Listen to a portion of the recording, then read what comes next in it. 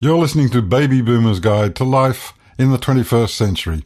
When Australian Rugby League and Penrith Panthers legend Royce Simmons disclosed that he'd been diagnosed with dementia last year at the age of 61, many were in shock. But in typical Royce fashion, he immediately set about exploring what he could do to slow the condition's progress, and then his thoughts turned to assisting others. Through Royce's Big Walk, he raised more than $500,000 to support Dementia Australia and legged his way some 300 kilometres over 9 days, from his hometown of Goolongong in central west New South Wales all the way to Penrith. Royce Simmons was a tough-as-nails former Penrith Panthers skipper, led them to their first premiership and fan favourite, faced Herculean physical battles on the field, and now it's a different kind of battle, this time with Alzheimer's.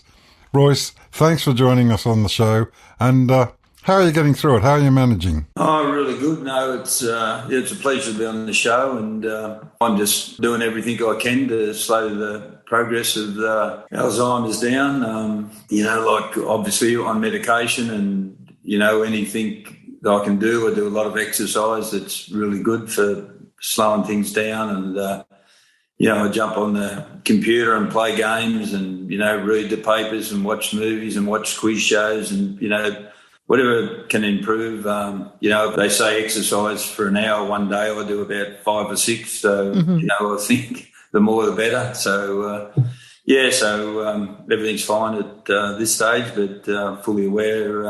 I know it's going to take a grip later on. I'm just wondering, that wonderful little place called Goolongong, it's a village of barely 300 people. Did you play footy when you were there? 300 people at Goolongong, that's be at Christmas, and that's counting the cats and dogs as well, I think. Did you have a full complement in your footy team? Yeah, when we went to the school, I think there was only 6 in my class at that time, and we used to have a footy side, but it took, we only played about 1 or 2 games a year. Just played the other little towns around, and went from 3rd class to 6th class to make up your side, but it was, it was all good fun back out then. How'd you go from that, Royce, playing in the bush to playing for the Panthers? That's where I went to school. I played rugby union for a little town from Canoundra where we originally lived till I was about 7 or 8. I lived at Canoundra. Then we moved over to Goolongong in the early 60s when Dad bought the butcher shop there, and he ran the butcher shop from there. But I used to travel back to Canoundra every weekend to play rugby union, and I played rugby union from under 8s to the under 16s, and played against some of the really good rugby union players over my time, like the Ella brothers and various names like that, in representative sides and so on. But I went to school at Cowra, which was about an hour's drive every morning. It's only 40k up the road, but when you hopped in the bus, it took about an hour to pick the kids up along the way. And I went to Cowra High School and played in a very good rugby league side there from 13s, 14s, 15s and 16s. And then I went from there to change from the school football into football with the Cowra senior sides and Cowra and Canoundra senior sides, and from there got an opportunity down in Sydney. So that's how I eventually got my way to Sydney. Can you remember when you were growing up in Cowra? I'm imagining that's when you were in your late teens. What were your influences? Did you have favourite songs, movies, films, other art? What did you do? No, art and music were a long way from me. Yeah, mate, I was. I loved to go down to the river at Goolongong and have a swim and swing off the ropes and do somersaults and dive into the water. And then on the weekends, I either played cricket or rugby league or rugby union.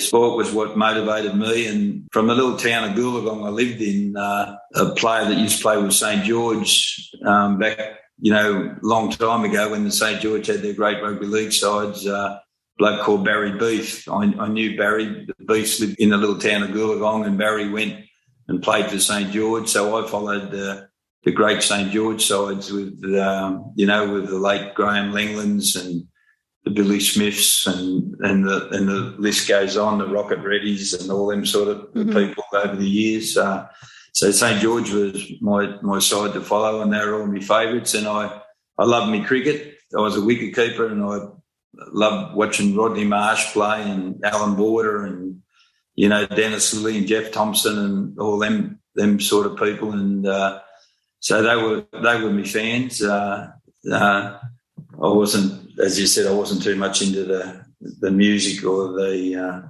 or arts or anything like that. Sounds like you had a beautiful upbringing. And did you throw in a line at that river where you used to straddle the trees? My word, yeah. Me and Dad would have fishing lines in most of the time. You know, we'd be throwing the lines out about 6 in the morning, and then about 6 in the evening going back around and checking them, and you know, have a pair of stubbies on, no shirt, no shoes most of the time. Wandering around even in the middle of summer when the tar and the cement used to get pretty hot. You've seen your feet sort of got used to not wearing any shoes and thongs till I sort of got a bit older. So, yeah, I just enjoyed country life, good people in the bush, and, you know, making a lot of friends out there. So it was a really easy way, you know, like, you know, no crime too much out there, you know, nothing to hurt you too much. You know, just enjoyed yourself and enjoyed your friends and enjoyed my family. Sounds wonderful. In many ways, Royce, Penrith was like a big country town at the foot of the mountains. But how did you adapt to life in the city, in the big smoke? What was that like for you? I actually had a trial with St George and didn't make the grade on that occasion. Then I went back to the bush. Then I come back down a year later, and I was trialling for South Sydney, and I was living in Coogee a bit. And that was a bit different for me, you know. I was living with some friends from out of Cowra that had moved down, older friends than I was, that had moved down, and they bought brewery trucks and that sort of stuff, and they were set their lives up pretty well. And I moved down with them, and when I wore my first lot of clothes down, they said, you can't be wearing them clothes around. You're going to have to take you down to the shop and buy some clothes that look half decent, you know. So, it was a bit of a life change for me, and, you know, it was busy, and the ocean wasn't really my go neither, the sand and the waves and the surfboards, and I tried to go out and have a bit of a go at it, but, you know, I'd end up getting hit by a wave and doing about 5 somersaults and covered in sand, and I soon abandoned the beach and the sand. I got away from that. It wasn't my lifestyle. All those mates that no doubt you would have had in Goolagong and Cowra, you still hear from them, still talk to them, connect with them? Yeah, and Canoundra, the other little town where we originally brought up at Canoundra. I was up there last weekend at Canoundra. My sister turned 70, and in East Roy she turned 18. So we had a celebration on the Saturday night, and then caught up again on the Sunday morning for my sister's 70th. So we had a double thing up there. And look, I go back to the bush as quite often. My 2 sisters still live at Goolagong, so we get back up there as much as we can, and we still get out to Canoundra and Cowra. And it's just fantastic when you go up. There's always something on. The country people always organise a barbecue or, you know, a dinner or whatever, and every day someone else new turns up and spend really good quality time with you. And you know, I still love getting back out to the bush. I really love here at Penrith where I live now, but I still love getting back out to the bush and catching up with everyone. As I said, the lifestyle out there is just slows up and eases up, and everyone's just enjoying themselves. And as much as they go through, you know, they've gone through the fires, the droughts, you know, COVID and all that, they seem to have this great ability out in the bush to just overcome that and keep enjoying life. And Royce, what about your Premiership mates? I mean, nothing binds a group of people together more than a battle at an elite sporting level to win a Premiership. You will be forever bound with those mates. Do you still see them? Yeah, still catch up. I mean, we had, I think it was 30 years last year. We caught up and had a reunion back here, and people come from all over the place now, and where they've moved on in life to various things. We all caught up, and Penrith always have a reunion every year, so we always get an opportunity to catch up. Still see a few of the local boys, still see Greg Alexander regular, see Brad Fittler quite often, Mark Geyer I still see around. Mark still lives in Penrith and has got a gym in Penrith here, and Colin Vandervoort still lives here in Penrith. Barry Walker still lives here in Penrith. Colin Bentley, another member of the side, still lives here in Penrith. So, yeah, and I see them all regularly, you know, and but at least once a year all the other boys get together and all get down and all catch up for that really good day that we had back in 91. Gee, just thinking about that 9-day trip you did, you legged your way some 300 kilometres. Did you call in at Goolagong on the way? Yeah, we started the Goolagong. Terrific. Yeah, we started the Goolagong and went back up to I used to work up the little bowling club, country club as they used to call it back then. So it all started back there where I used to work as an apprentice greenkeeper back in 1975 or whatever it was back then. So we went back there and started from that area, and we walked from Goolagong to Cowra first day, which is about 40K. So I had Brad Fittler with me that day, and Andrew Farrer, who Andrew's a Cowra boy, and so he come down from Wollongong and joined in. We went for the walk. His mum and dad, Andrew's mum and dad, still live at Cowra. And Brad, as we know, is the New South Wales coach now.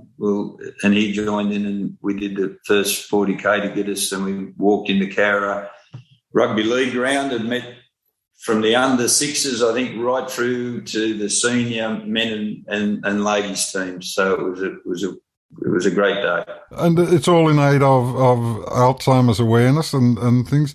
When you think back on your career now, do you recall taking a lot of knocks to the head and thinking, you know, at the time thinking, wow, this is not, I mean, it's such a brutal sport. It's and everyone who plays it is courageous and deserves admiration. But at that time, did you think were you aware of the potential damage that could happen? Oh, well, look, I'm like any other player. We got a few concussions in our time, but I'm yet to have any proof given to me that concussion and Alzheimer's go together. I still haven't seen any proof of that. I mean, the biggest killer of women in the world is dementia. And I mean, women up to a few years ago haven't played a lot of rugby league or a lot of contact sports. So, you know, till I see some proof, I'm not putting them together any more than I'd say alcohol, drugs, lack of sleep. I think there'd be an array of things this long that'd be every equal to the contact I had in rugby league. You must be such an inspiration for both the past Penrith players and the current ones. And I read where you still working for the Panthers. Is that terrific? Tell us about that. Yeah, well, I haven't done anything as far as like coaching goes for about 8 years now, 8 or 9 years. But what I do now, I work at Panthers and I'm an ambassador. So I do things like go with the commercial team when they're meeting the sponsors and any of the talent scouts want me to go out to the bush when they're trying to sign a young player up, and you know, I can go out and tell the parents, you know, what a great club this is and how the facilities are set up well and all that sort of things. I go to the other clubs they've got and meet and greet the people, and, you know, we might have a punters club or, you know, or a business lunch or anything like that. So I'm doing all them sort of like an ambassador for the club right now, and I've got a VIP room every home game where we've got about 90 people that I entertain there for the day as well. So, you know, I've got been really well looked after by Panthers over a lot of years, and they continue to do that. And I'm enjoying what I do here, and still love coming to work every day. And Only trouble is I've got to fit all my training in around it for the to make sure I'm doing the right thing as far as prevention for this disease. Yeah. It sounds like you're pretty busy, Royce. Do you have any leisure time? Not much lately. No, not since we've decided to take on the walk and then trying to work around slowing up dementia. So the combination of both of them take a bit of your time away. So but it's all good. Enjoying what I'm doing, and everything's fine. You've inspired generations of people, and I just have to say we have a producer who can be a bit of a grouch at time, but today he has not wiped the smile off his face. He'd call himself Penrith Panthers' #1 fan. It's Jeff Furler, so you've made him very happy, as well as thousands of other Australians. It's terrific. It's all I'm trying to do. I'm not really trying to make this about me. I'm just trying to make everyone aware that, dementia, as I said, is the biggest killer of women in the world, the second biggest killer of men. Gosh. In Australia right now, there's about 500,000 people with dementia. Wow. And there's roughly 1.6 million looking after them.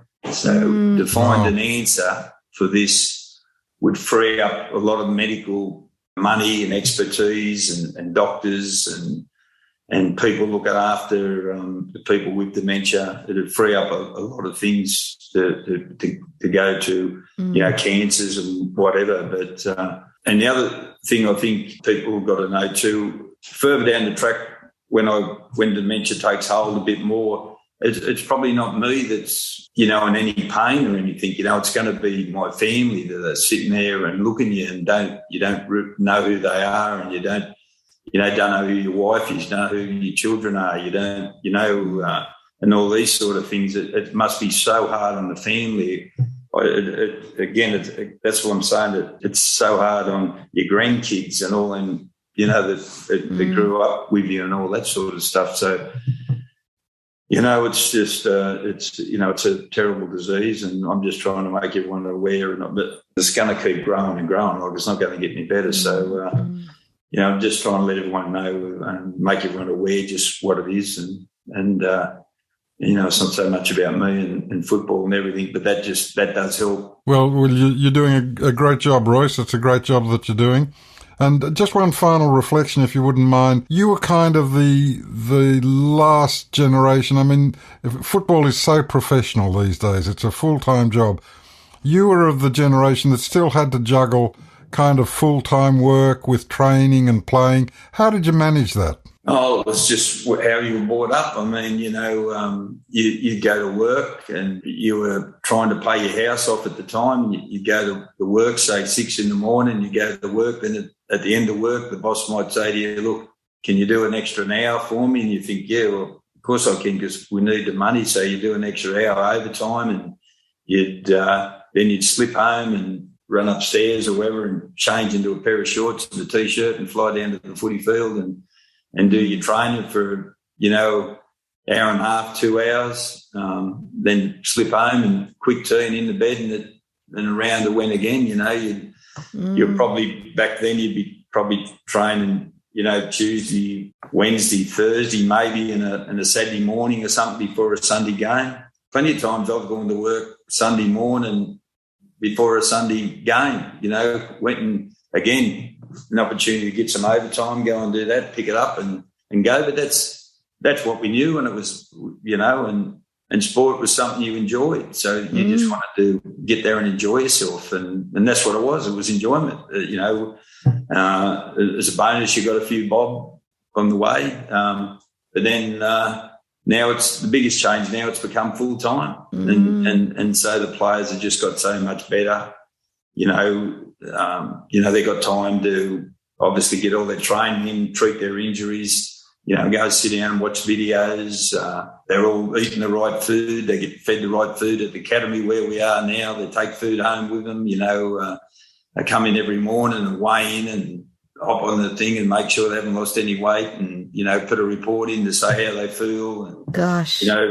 Physio's here, and it's just like anything. Look, go back to when I was a kid, the cars weren't that flash, were they? No air conditioners, no nothing. Well, that's just life, and it's just got better and better, and the players are no different. So, I mean, we couldn't compete against the players of the day. I mean, if we had the same training opportunities, who knows? But, the players of the day, they're another level from where we were.